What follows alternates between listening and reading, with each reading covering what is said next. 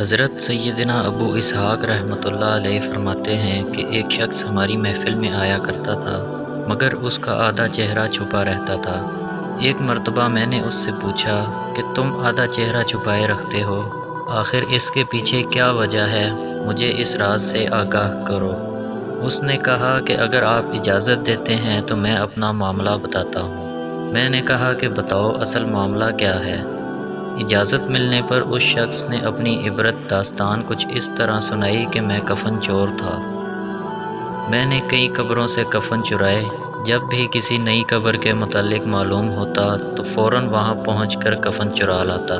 ایک مرتبہ ایک عورت کا انتقال ہوا۔ جب اسے دفنایا گیا تو میں رات کو قبرستان پہنچا اور قبر کھودنا شروع کر دی۔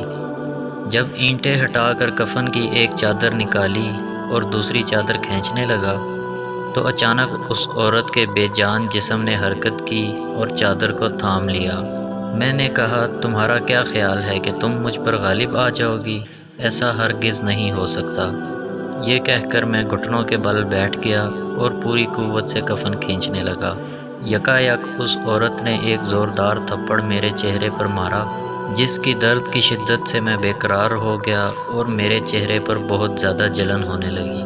یہ کہہ کر اس کفن چور نے اپنے چہرے سے کپڑا ہٹایا تو اس کے گال پر انگلیوں کے نشان بالکل واضح تھے۔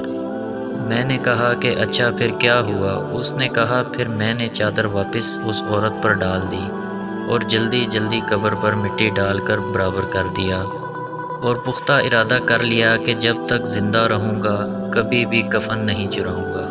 اللہ میرے سابقہ گناہوں کو معاف فرمائے اور مجھے توبہ پر استقامت عطا فرمائے۔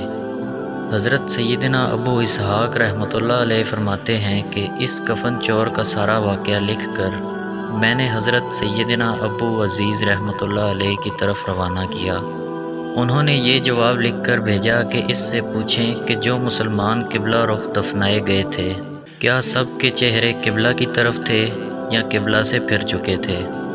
میں نے کفن چور سے یہی سوال پوچھا تو اس نے کہا کہ میں نے جن لوگوں کے کفن چرائے ان میں سے اکثر کے چہرے قبلہ سے پھر چکے تھے۔